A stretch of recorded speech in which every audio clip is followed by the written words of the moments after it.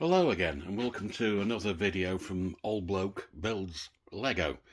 And in today's exciting episode, I wish, I'll be discussing my experiences with the installation of light kits into my Lego street stroke city buildings. The good points, the bad points, the problems encountered, the cost. Do I think you should do it, or at the very least my recommendations based on my experience?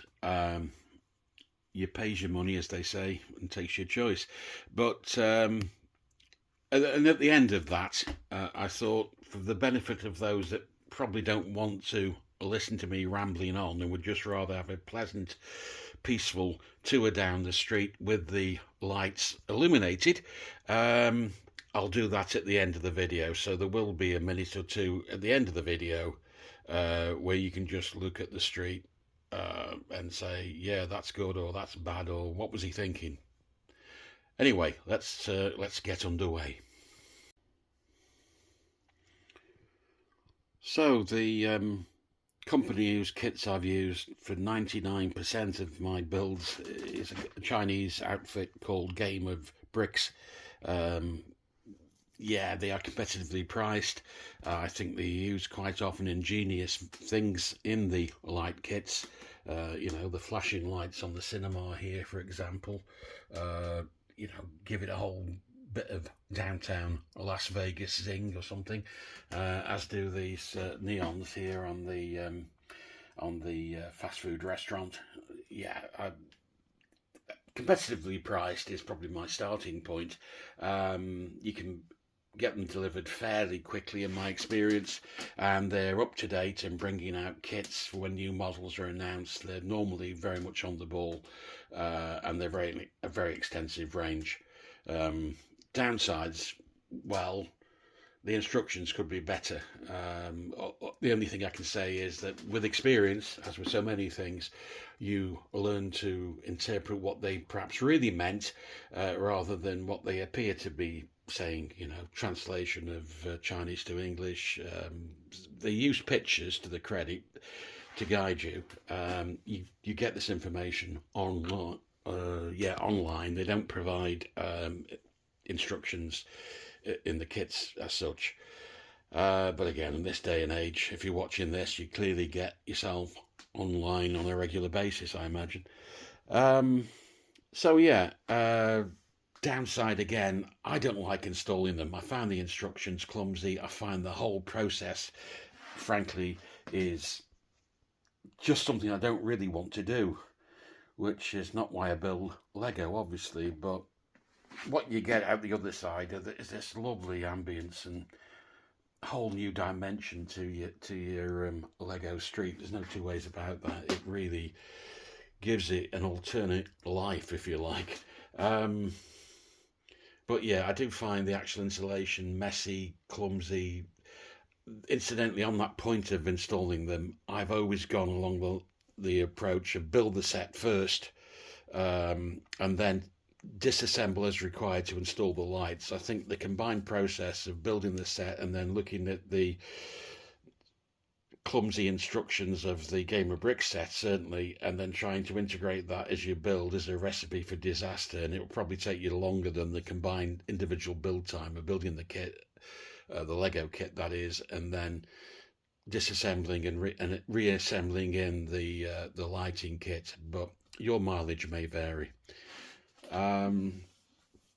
So yeah, I find the whole assembly of the lights, frankly, not to my liking, but hey, life's tough at times, isn't it? Now then, the other thing that comes readily to mind is that once you put these lights in, if you're one of those people, and fortunately I'm not, that likes to regularly take apart your modular buildings, because they are modular buildings, are they not? To look at, say, the basement floor or the second floor or whatever, well, you're going to be a bit out of luck with these because of the nature of the wiring, which runs from top to bottom in the building. If you try and take a floor apart, you're going to have wires snagging and preventing you. Now, you can undo those wires. They're very tiny. I'll show you one if I can find one in a moment or two. Just bear with me. And there you go. As you can see, these things are tiny, and given the size of my hands, I can think of better things to do than try and fit these things together. Oh well, moving on.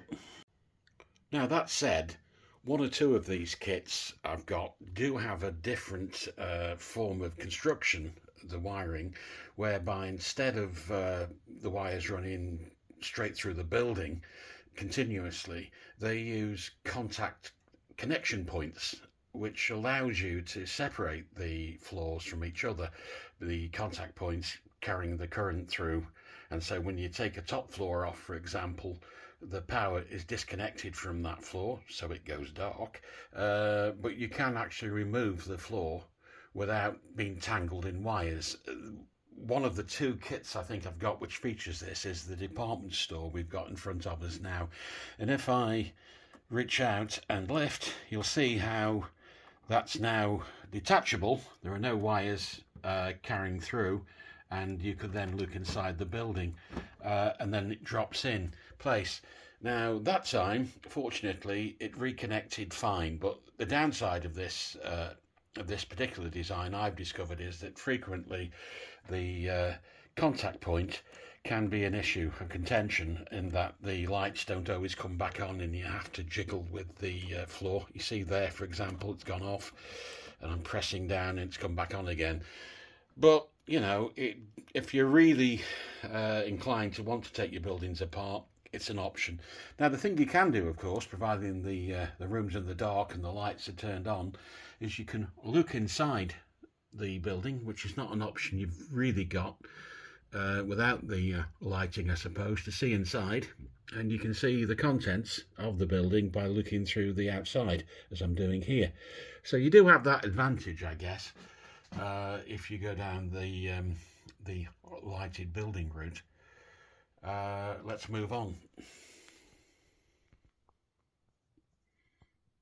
Now it might be worth pointing out that the wires that provide the power are extremely thin, and as such they will easily go, well, relatively easily go between, say, the tiles here and the underlying baseboard. In fact, if I move this street lamp, you can see the wires there perhaps, and I've quite easily, I shouldn't say easily, but it's not difficult to get the wire in between the crack in the pavement slabs, as it were, like that.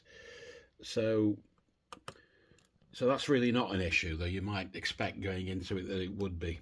One thing I will point out while I'm here about the street lights that you get with a game of bricks lighting is that they're replicas of the Lego street light, rather than expecting you to thread a wire through the stalk, which I think is solid anyway. They give you a complete light lamppost. That said, there is a variation in colour. You see, that's a yellowy colour and that's a white. So when you look down the street, you do get this hodgepodge of yellow and white lights. You could fix that by buying replacement white lights and threading them through, or just ordering standalone lampposts that with a colour of your choice, I guess. But just something to be aware of.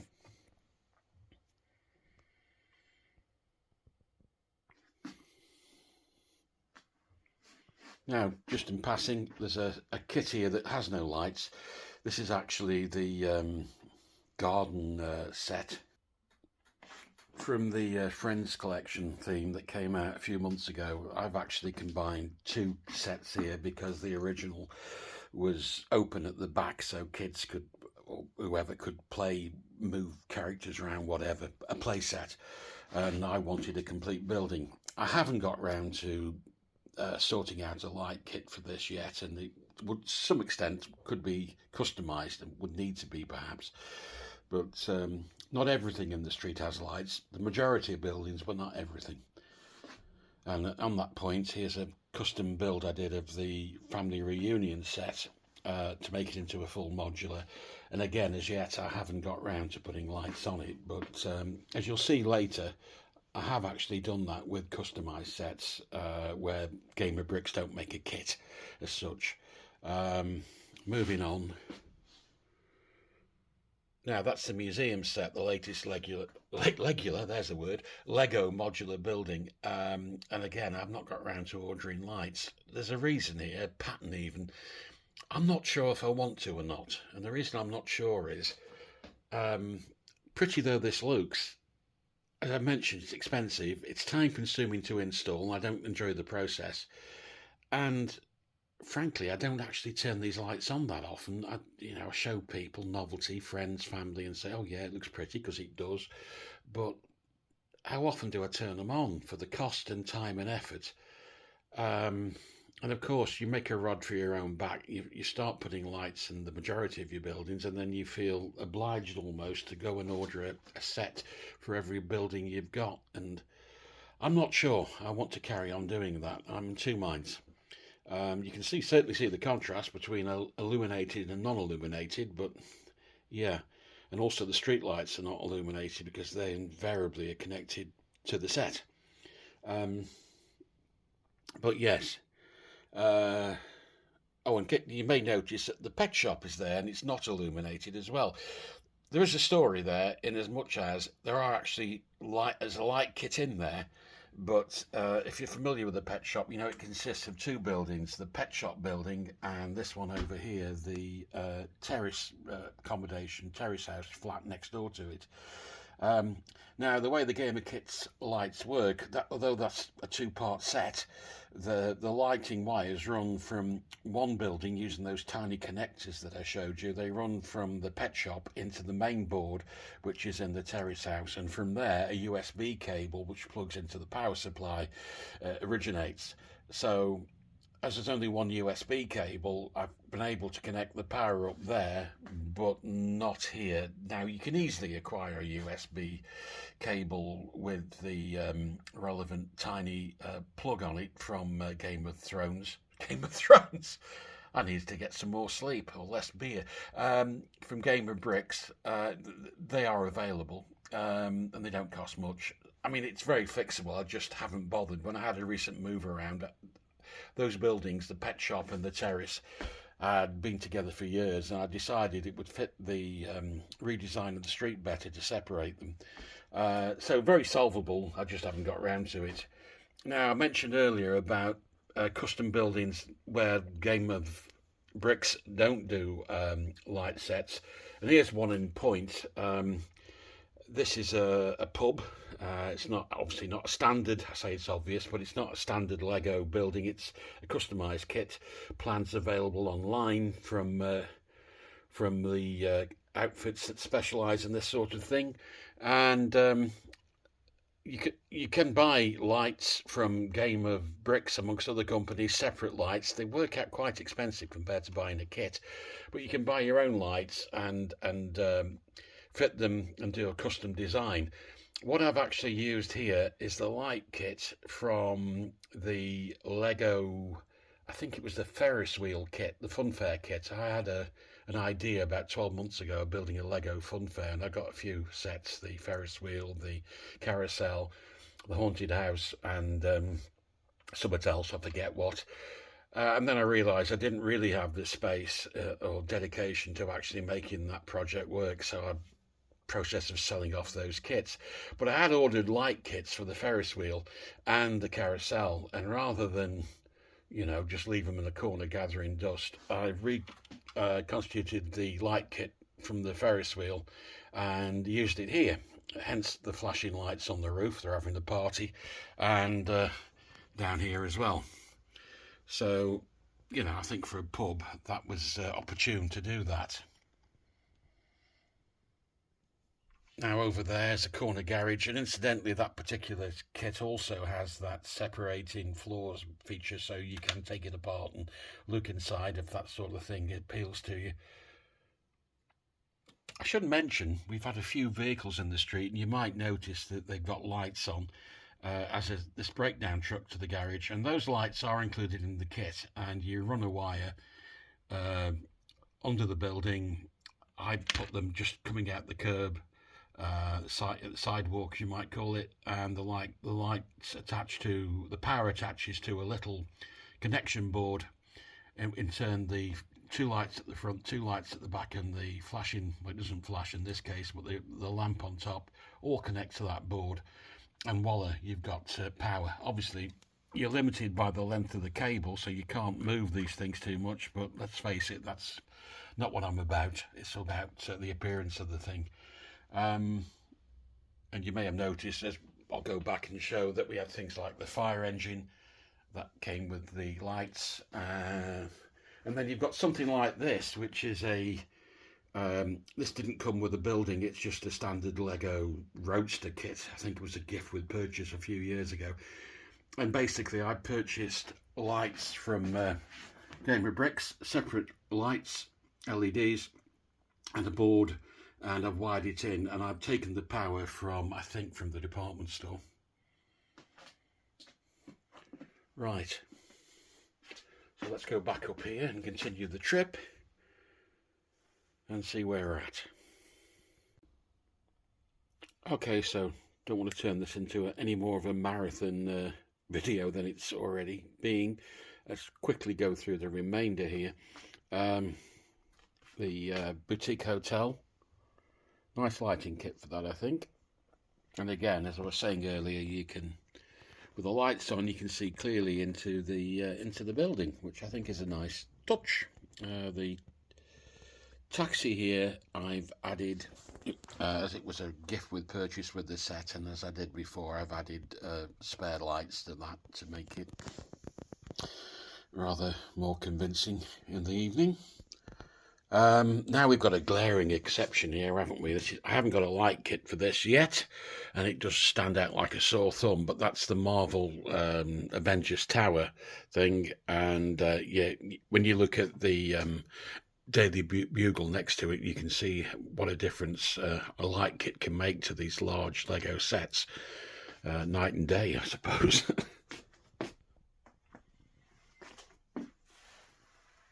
And then to complete my Marvel Street side bit, we've got the Doctor Strange Sanctum Sanctorium.